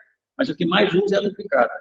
Tem que ter os dados eletrônicos, você tem que ter o comprovante essencial, o comprovante de entrega da mercadoria ou da prestação do serviço, o protesto, um cartório, protesto lá, não dá para falar o que é o protesto, podia falar aqui, para que significa. Protesto é para dar aviso de que a pessoa, por ano, não pagou, é inadimplente. Tem vários tipos de protesto, mas esse, no caso, é o cambial, que é o que a pessoa da publicidade de que a pessoa não pagou para alguém, aquela pessoa não pagou. E o protesto já gera também em outras implicações, nome vai para o Serasa, né, serviço de crédito, tudo mais. E não pode ter recusa formal do serviço da mercadoria. Se você tem todos esses elementos aqui reunidos na duplicata virtual, você pode entrar no juízo da certeza, uma ação de execução. A doutora Carol dá risada, fica muito feliz, porque ela entra com uma ação de execução, não vai ter problema, certo? O juiz vai mandar pagar, e a pessoa pode até vir com embargo, falando, não sei o quê, é só churumela, tá bom? E a ação monitória é a do meio termo, que se você tem os títulos, tem os documentos necessários, mas não tem a força executiva, que pode ser o protesto, está faltando algum desses requisitos essenciais, 4 que a doutora Demer mencionou, a gente entra no meio termo, que é a monitória. Ele vai ser intimado para pagamento, só que no lugar de 3 dias para 15 dias para pagamento. Para pagamento ou fazer a defesa. Ou fazer a defesa. Veja, é um meio termo. O juiz manda, ó, você, em 15 dias, não é 3 dias para pagar. Ele fala, em 15 dias você pague, porque eu estou vendo aqui que é um meio termo, sabe? Eu estou vendo aqui que tem uma certa certeza. Uma certa certeza é bom, né? Está acabando, tem mais um só. Mas eu não estou bem certo, mas tem uma certa coisa que me dá um meio termo. Pague em 15 dias, eu faço a defesa. Então, ele pode fazer a defesa, ou ele pode pagar, ou faz a defesa. Se ele fizer a defesa, o juiz vai julgar logo, né? E vai converter isso em execução. Demora um pouquinho menos que a cobrança, um pouquinho mais que a execução. Tá bom? Talvez não vai dar tempo de falar aqui, que a Juliana já está puxando a orelha aqui, o tempo já está acabando. E a Sara não para de dar sinal aqui. Agora, é a última slide aqui, né? Tá certo? Muitas coisas do slide a gente até já falou. Isso. Que é a emissão da nota fiscal, que é importante, o comprovante da entrega, né, da mercadoria ou da prestação, o protesto. Isso. Sempre guardar os documentos da relação, e-mails, mensagens, o que tiverem. A investigação e cadastramento, provavelmente é de praxe de vocês, já consultar a Serasa, para ver o score, para ver se eles são devedores na praça, se não são. Então é muito importante para vocês saberem também a saúde, né, do financeiro do comprador. Cuidado com a inovação de venda, se você passar a negociar de boca um novo prazo para pagamento, né, e tem que cumprir. O que você falou tem que cumprir, porque se a gente entra cobrando, seguindo o título, a outra parte pode vir se defendendo, falando, não, mas ele me deu prazo. Isso é muito... Cabe um parênteses aqui, Juliana, desculpe, mas cabe um negócio aqui. Esse cuidado com as inovações que a doutora está falando aqui acontece frequentemente. Você tem duplicata, você tem um contrato, você tem uma condições de vendas escritas, de certa forma, uma confissão de dívida. Porque se o devedor não paga, ele manda e-mail para você, viu, me dá mais um prazinho aí, por favor, não sei o quê, me parcela aí. Você fala, tá bom, vou te dar mais um prazo. Pronto, isso é inovações, ó. Se você inovou os negócios, aí ele não cumpre aquilo que você deu de mais prazo para ele, ou de desconto, ou de condições favoráveis, aí você vai cobrar aquele documento que você tem, e ele fala, não, seu juiz, está aqui, ó, eu não paguei, mas não é isso aqui não, tá vendo? O juiz vai falar, pô, isso aqui não é execução, não é monitória, é uma cobrança, filho. Então, o juiz extingue a ação, você toma as sucumbências e manda você entrar com a ação certa. E quando você tem essa inovação, a doutora Carol já fala, olha, gente, você tem tudo aqui para entrar com a execução. Mas porque você negociou com ele aqui, eu vou ter que entrar com uma cobrança. Infelizmente. Nossa, mas por quê? Porque, se quiser, eu vou entrar com a execução, mas o juiz pode entender que você inovou aqui e ele vai ter que falar, essa ação está errada. Extingue, você tem que pagar a sucumbência e tem que entrar com uma ação nova, que é conhecimento. Fica pior. Observar a prescrição, aqui é muito importante, que é, resumindo aqui, né, a duplicata são 2 anos para você entrar com uma execução. 3 anos, obrigado, Carol. 3 anos, a nota promissória 3 anos, passar de 3 anos, a duplicata. Fala mais de duplicata. Ela perde a força executiva, você pode entrar com uma monitória depois. Passou de 3 anos, a duplicata, você tem que entrar com uma monitória. Então, para ação de execução é 3 anos, para monitória 5, e o cheque aí que muda um pouco a questão. Que aí é de 6 meses a contar da data da emissão, do prazo para apresentação, de conta da emissão. que é 30 dias para apresentar o cheque quando é na mesma praça e 60 dias quando é em praças diversas. Aí, a partir desse prazo de 30 ou 60, conta 6 meses para a fase executiva. Não dá tempo de explicar aqui o que é, mas vamos lá. Coloca na cabeça que é 6 meses. Tem 6, vai ter mais um golinho, dependendo. É 6 mais 30, um mês, né? Ou 30 dias mais 6 meses, ou 60 dias mais 6 meses. Você pode dar 8 meses. Certo? Não dá para explicar aqui, nosso tempo já estourou mesmo. Então, o cheque são 6 meses. Para a fase executiva, mas se for para outro tipo de ação, aí cai nos 5 anos também. O 5 que é para monitória. Depois da monitória, tem até 10 para cobrança, né? Até 10 para cobrança, dependendo do que for, e até 5 só e acabou, né? Então, gente, é basicamente isso, porque já estou com a orelha muito vermelha aqui já. Agora, no fim das contas, a gente vai abrir agora. Juliane, tudo bem? Doutora Ademir, imagina, podem ficar à vontade, sempre muito esclarecedor. E nós temos aqui no chat algumas perguntas. Nossa, legal. Juliane, você que não é da área comercial, uma coisa, sim, contribuiu para você, assim? Fala aí. Muito, doutora Ademir. Claro que não também, né? Eu estive pensando... Não, bastante informação, e acho que é sempre importante revisitar essas informações. Eu acho que faz parte do dia a dia, da rotina de muitos que estão aqui participando. Eu penso até, doutora Ademir, se podemos preparar algum material de apoio, um resumo dessa palestra. Posteriormente, nós teremos essa palestra no nosso canal no YouTube, mas talvez preparar algum material que a gente consiga encaminhar e que os associados também consigam compartilhar aí com os demais colaboradores de outros setores. Não sei se é possível. Muito verdade, porque normalmente o nosso material é mais recheado, né? Dessa vez está um pouco enxuto mesmo, né? Porque a gente falou, bastante coisa mais enxuto. Porque é muita informação, mas a gente pode colocar assim, criar um material de apoio, tá? Maravilha. Pessoal, também, se tiver alguma sugestão, podem escrever aqui no chat, encaminhar para a gente por e-mail, via WhatsApp. Doutora Ademir, pessoal, fiquem à vontade, nós vamos abrir aqui para as perguntas, para alguns esclarecimentos. Quem quiser tem também algumas falas aí? O áudio aqui para fazer as perguntas. Primeira não são perguntas, né? Juliane, já tem algumas perguntas aqui no chat. Temos sim. Estou conseguindo ler lá, gente. Eu vou ler aqui. Drogovic capaz. Boa tarde a todos. Gostaria de entender melhor sobre 2 pontos. O limite máximo de juros que pode ser aplicado legalmente no boleto é de 1% ao mês? E o segundo ponto, no processo de confissão de dívidas, se não localizar o devedor nos endereços citados ou não apresentar bem em seu nome ou conta bancária, acabará não conseguindo receber? Sim, muito bem. Boa pergunta essa. Quem que é? Drogovic, recapagem. É da Jaqueline da Drogovic. Jaqueline, muito obrigado. Obrigado pela sua participação, Jaqueline, muito legal a sua fala aí, né? O juros de 1% ao mês do boleto. Às vezes eu vejo colocar 2%, né? Então, veja, como a gente falou aqui, né? Existe a lei da usura, em que todos nós estamos sujeitos, mesmo os comerciantes, né? Exceto os bancos, já falei aqui, é uma lei que diz que os juros nos negócios, juros legais, eles podem ser até o dobro da taxa permitida, né, pelo governo, digamos assim. Hoje seria a taxa Selic, que é 1%.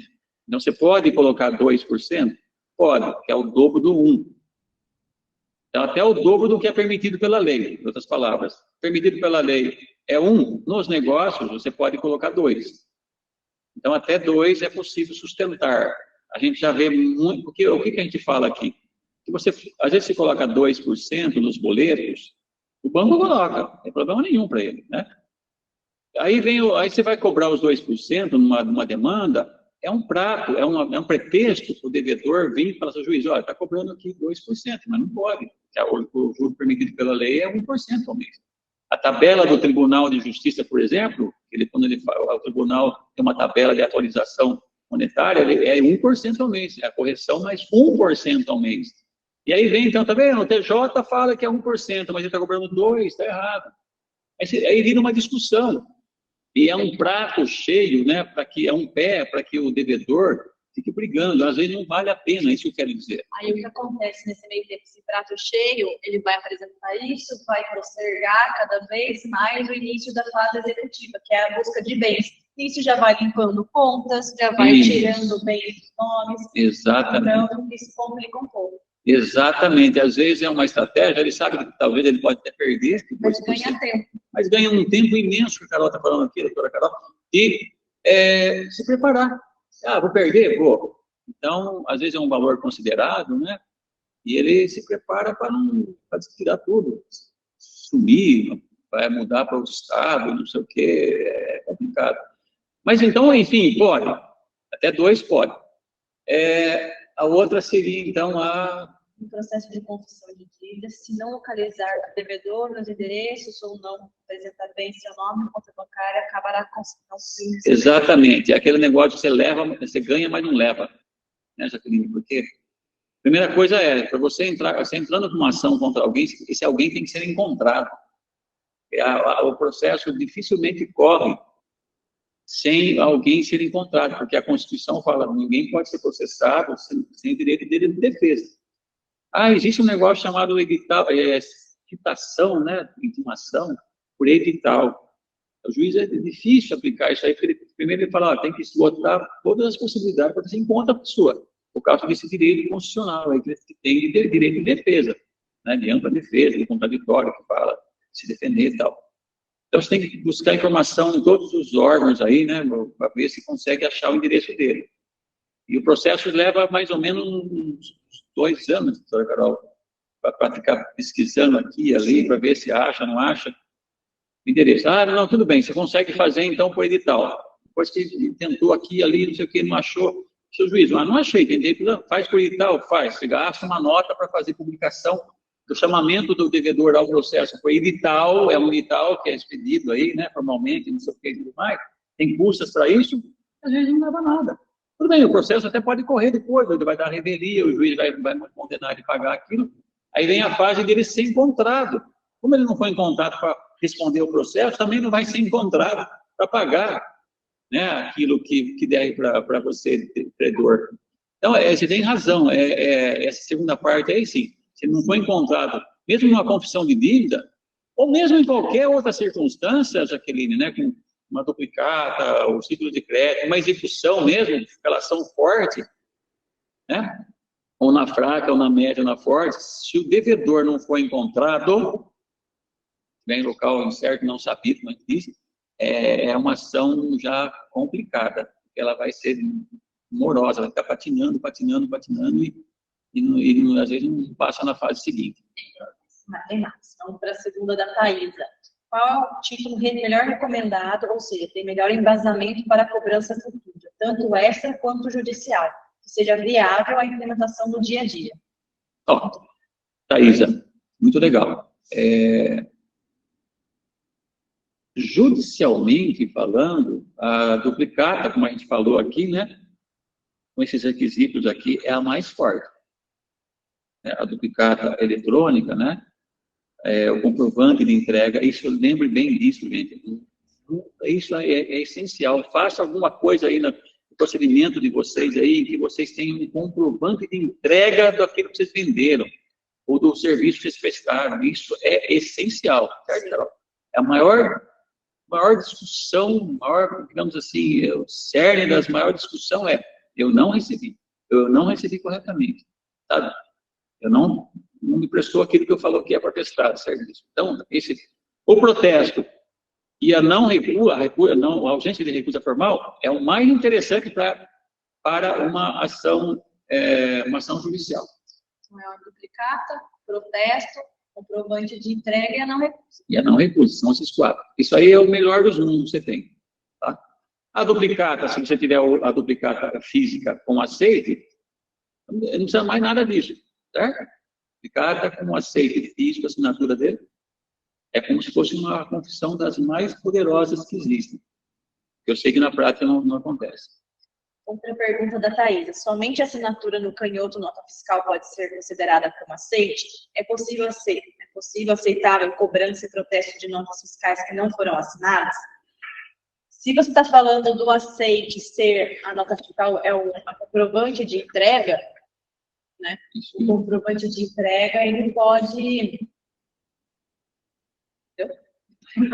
O canhoto, se ele não foi assinado, aí, como a gente comentou, pode ser outros meios escritos, uma mensagem que ele mandou falando que recebeu, um e-mail, mas tem que estar escrito que ele recebeu aquela mercadoria referente àquela nota fiscal, aquela duplicata, para poder comprovar a entrega, se for esse aceite que você está comentando. Mas a protesto de sem um aceite... Uma coisa é o que você quer, quem quer? Thaisa, exatamente. Quando a gente fala aceite, né, é um termo que a gente usa para a duplicata, né, o aceite da duplicata. Eu sei que na prática também vocês também têm os termos de vocês aí, que não está errado, né, é de vocês mesmo, né. O aceite, então, eu aceito a duplicata e nas condições que está ali, né, os dados estão na duplicata. Isso é um aceite. Que pode ser o ordinário, né, ou presumido, que é esse que a gente falou aqui, ó, tem tudo isso aqui, ó, comprovante, protesto e não recusa. Esse é o presumido. Isso é aceito da duplicata.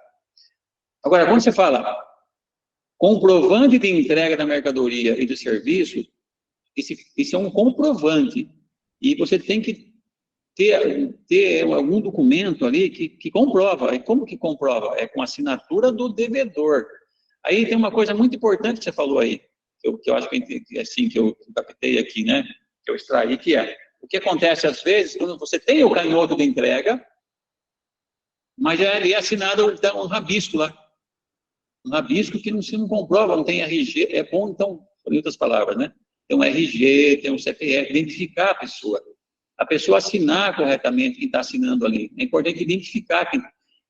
E outra coisa, identificar quem está assinando, e quem está assinando tenha ligação com o devedor. Porque às vezes é o porteiro, tudo bem. Porteiro, é a recepção que está assinando, não precisa ser o diretor da empresa. Né? Aí vem a praticidade do mundo comercial, aí, né? Está superado isso. Não precisa ser o diretor, o representante legal, o administrador que está no contrato social, não. Mas tem que ser alguém que seja empregado, um colaborador, um preposto, né? Identificar quem é essa pessoa. Aí vem um canhoto aqui para a doutora Carol, um xizinho, um rabisquinho, um azinho, sabe? Um azinho assim. Não tem data, não tem RG, não tem uma identificação. É a mesma coisa que nada. Porque você fala, tá aqui, juiz, comprovei. Juiz, tudo bem, tá bom, então. Aí sabe que a outra pessoa vem falando, não assinei isso aqui. Né? Não fui eu que assinei, não é isso que fala muito, Carol? Isso. Pergunta da Renata Reis. Qual a diferença de ação monitória e ação de cobrança? É o rito, né? O procedimento, a ação de cobrança, como a gente comentou, ela tem mais fases, então ela é mais longa, e a monitória ela é um pouco mais enxuta, é intermediária.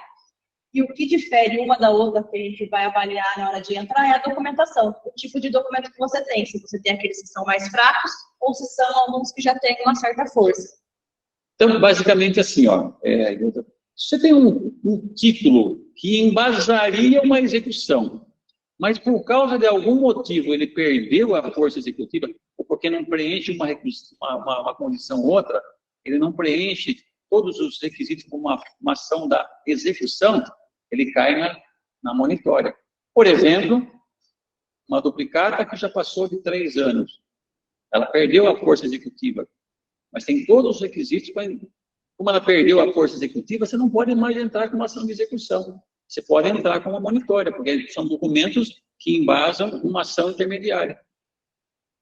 É a diferença entre a monitória e cobrança, né? Isso. A cobrança é que você não tem documentos que demonstrem a força executiva, mas por causa de a monitória, por alguma condição ela não preencheu a força executiva, isso é uma monitória. Por exemplo, como eu falei aqui, a prescrição de um título, ou a duplicata que não tenha o protesto. Tem todos os requisitos, mas não tem o protesto. Então, a gente procura entrar com a monitória, porque ela não preenche totalmente os requisitos de uma execução. É a monitória. A cobrança eu não tenho documento, praticamente título que perdeu a força executiva. Eu tenho informações soltas. Eu tenho pedido de compra, eu tenho uma nota fiscal só que eu vendi. Isso é cobrança. Eu tenho uma nota fiscal. Eu tenho uma nota fiscal e um comprovante de entrega de mercadoria. Tudo bem, eu tenho entrega, mas eu não consigo entrar com uma execução. Porque eu não tenho nada aí de força executiva que perdeu, por algum motivo, perdeu a força executiva. É só uma nota e um comprovante de entrega. Não é legal só isso. Eu tenho só um pedido de compra. Eu tenho umas trocas de e-mails aqui que ele falou, tá bem, eu já recebi aqui, tá certo, me venda para mim tal coisa, não sei o quê, papapá. Mesmo que ele fala, recebi e tal, mas você não paga, você não tem. Você não tem documentos hábeis para entrar nem com monitório. Né? A cobrança são essas coisas soltas. Eu preciso provar com testemunho. Aí eu tenho só um papel que fala mais ou menos que ele comprou. Não tenho nada, eu vendi, emitiu uma nota fiscal e não pagou. Nossa, tá bom. Parte 2. Quais os prazos de prescrição de títulos como nota fiscal e de ano de confissão? Nota fiscal, ela não tem prazo, não é um título. Boa pergunta, essa quem que é? Thaisa. A Thaisa. Thaisa, é muito legal, porque muita gente confunde a nota fiscal como um título de crédito. Nota fiscal não é título de crédito. Estou dizendo aqui, se tiver só uma nota fiscal, você não consegue entrar com uma execução e nem com uma monitória. Se tiver só uma nota fiscal, que você vendeu para alguém, para a empresa A, para o consumidor X, você vai ter que entrar com uma cobrança, porque não é título nenhum. É só um documento, outros, que falam, vendi. Mas você tem que provar que você vendeu. Porque é um documento que você emitiu. Né? Não é algo da outra parte. Estou comprovando de entrega, a outra parte, ela se envolveu num documento dizendo, tá bom, recebi, e não recusou, aí sim. A duplicata aceita fisicamente, a outra parte aceita. A outra parte se envolveu na documentação. A presumida é uma coisa inventada pela lei. A outra parte não assinou nada aqui. Aliás, assinou o comprovante de entrega da mercadoria. Né? Mas não tem aceita não duplicata. Mas seu protesto, não recusou e tal. Então, a lei fala isso aqui dá força executiva.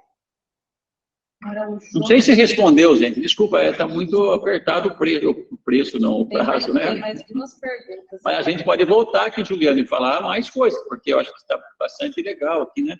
Sim, bastante. Destrinchando um pouquinho mais do que a gente falou hoje, viu? Podemos sim, doutora Ademir. Acho que vale a pena a gente pensar em uma segunda etapa. Isso. A Renata Reis também está de acordo. Obrigada, Renata.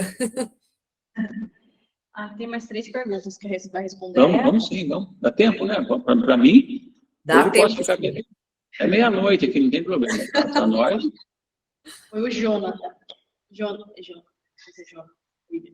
Caso eu não consiga contato com o cliente, seja por telefone, WhatsApp, e-mail, etc., é permitido protestá-lo ou somente depois de algum tipo de contato? Não, o protesto, se você tem a nota fiscal, o comprovante de entrega do serviço da mercadoria, boa pergunta essa. O protesto, você está legalmente autorizado, porque é uma previsão na lei isso. Você vendeu a prazo, você emitiu a duplicata, você tem o comprovante, escute só, tem o comprovante de entrega. Se você não tem o comprovante de entrega da mercadoria e nem do serviço, não proteste. É perigoso. E o protesto vira indevido. É uma boa pergunta. Quem que é o Jonathan, né? Bom, esse negócio do protesto indevido. Tem tanta coisa para a gente falar, por isso que a gente... É muita coisa mesmo, né, Juliana? A gente poderia voltar a falar mais vezes. Se você, às vezes, acontece, você é credor, se protesta, mas protesta de tal forma que não preencheu os requisitos, a pessoa vem e pede indenização por dano moral. Por quê? Ou porque ela já pagou uma parte, porque você novou, e aí você está protestando com base nas bases anteriores. Isso é muita coisa como acontece isso, né? Por isso, complementando, por isso que precisa de uma comunicação em todos os departamentos, porque às vezes um departamento inova as condições e o outro que vai fazer a cobrança. Então precisa sempre estar muito alinhado para evitar questões futuras aí, como muito bem, acontece isso. Às vezes um departamento não sabe o que o outro fez e toma uma providência, mas depois complica a vida, viu? Jaqueline... Então, o protesto, só o protesto, ele, tendo a nota fiscal, tendo o comprovante de entrega da mercadoria do serviço, você pode protestar, ok? Jaqueline Drogovic fez mais uma pergunta. Existe um limite de porcentagem de multa de atraso no boleto, além de juros? E o protesto não tem tempo também, viu? O protesto não tem tempo para acontecer. Só para não... Existe um limite de porcentagem de multa de atraso no boleto, além dos juros? A multa, boa pergunta também, muito discutida, né? Se você, como que é? Jaqueline Drogovic. Jaqueline, muito bem, Jaqueline. A multa, veja só, há uma discussão grande no sentido de que, se você está vendendo para varejo, então na minha cabeça é consumidor. Você vendeu para um consumidor, ele comprou um serviço ou um bem para ele usar. Tem que explicar também aqui a relação de consumo. Também, acho que também vocês trabalham muito com consumidor, eu acho, né? Então a gente podia também falar um pouco sobre o direito do consumidor aqui, né? Tem muita coisa para falar de consumidor. Tem muita regra própria para o consumidor. Se você está vendendo para um consumidor, há uma orientação no sentido de que a multa não pode ser mais do que 2%. 2%. Se você está vendendo para uma outra loja, que não é consumidor, porque ele vai revender, né? O consumidor é aquele que na cadeia na relação de produção e compra e venda, ele é o último. Está consumindo, é para ele. Ele não está comprando para revender para outro, para seguir em diante da cadeia. Está comprando para ele consumir. O pneu, o serviço é para ele. Então, aí é 2%. Se você está vendendo para o revendedor e tudo mais, você pode colocar multa acima de 2%. 10%, 20%. Tá bom, Jaqueline? Isso. Aí, a última pergunta é da Renata Reis. Doutor, quais as formas de citação do devedor? Às vezes não se localiza no endereço por edital, mas o devedor responde o WhatsApp. Isso é uma forma de citação? O edital, né? O WhatsApp. Depende do juiz aceitar ou não esse pedido. A gente já teve casos aqui que o juiz deferiu a citação por WhatsApp, aí é o oficial de justiça que faz, aí tem uma formalidade também, a gente indica o telefone, o oficial entra em contato, aí tem que comprovar, aí é o próprio oficial que faz isso, né? Ele vê a veracidade, se é ou não a pessoa, e faz a citação. Ainda é raro, tá? Não é em todos os casos que está... Parece que é uma tendência. É uma tendência. Está começando, porque na justiça é assim, né? As coisas vão acontecendo, um aqui, outro ali, outro lá, e vira um negócio, né, consolidado, né? Mas é muito legal isso também, mas é uma tendência, sim. Mas, por enquanto, tem que ter aí uma mão de um representante do judiciário, que é o oficial de justiça. A gente mesmo não pode fazer essa citação. Citação é a intimação da outra parte para vir responder ao processo, né? Tecnicamente, a palavra citação é diferente de intimação, mas entre nós, intimação. Então, hoje, a gente mesmo não consegue fazer. Isso, aí depende da autorização do juiz para o oficial de justiça fazer. E a gente tem que comprovar também que o número da pessoa, direcionar. E a outra parte também pode vir e questionar isso tudo, né? Porque é meio novo e tal. Mas ele está se projetando. Porque, veja, mas aí depende da fase que está, né? A Carol falou uma coisa interessante. Aí você vem lá na frente e penhora um bem dele, e ele vem e fala, não, seu juiz, penhorou aqui, mas veja, eu não tive chance de responder lá atrás, porque essa citação aqui não foi bem o que aconteceu. Né? Foi por WhatsApp, não foi eu, uma coisa, aquela ideia de, tudo bem, ele vem, mas anula o passado. Né? Isso pode acontecer, nesse sentido. Se ele vier e falar, essa citação não é válida, ele veio no processo. Ele veio, ele não pode. Aí ele conhece o processo, mas ele pode anular o passado, começar tudo de novo. Tudo bem, aí ele está aí, começa tudo de novo, mas é tudo de novo, né? É do zero praticamente. Mas a questão do WhatsApp, então, é uma tendência que está começando ainda a ser utilizada no judiciário. É uma tendência, isso. Mas é boa pergunta, sim, porque é a coisa que vai acontecer para frente. Tem mais? Acabou. Doutora Ademir, acho que a gente poderia também pegar esse gancho, falando um pouquinho a respeito do WhatsApp. A Soban tem uma coluna na revista Clínica do Pneu, que é uma revista que engloba todo mundo, o mundo ali dos pneus. E a gente trouxe essa semana uma matéria justamente incentivando os associados a utilizarem ferramentas, tecnologia, o WhatsApp muito também a favor nesse sentido de vendas. Eu acho que também a gente poderia pensar nesse sentido, à medida que a gente também incentiva, mas quais são as precauções, os cuidados, o que seria uma abordagem correta e de maneira também protetiva. Acho que também podemos pensar um pouquinho nisso. Ótimo, sim, é muito polêmico, né? Porque é uma coisa que não está falando que é nova, e tudo que é meio novo, a gente tem que estar precisando em ovos, às vezes, né? Então tem que tomar cuidado, tem que ver até onde pode ir, o que pode fazer. Acho uma boa, sim. E um gancho também, aproveitando que o doutor Ademir falou do direito do consumidor, que é interessante trazer alguns pontos, inclusive a questão da cobrança pelo WhatsApp.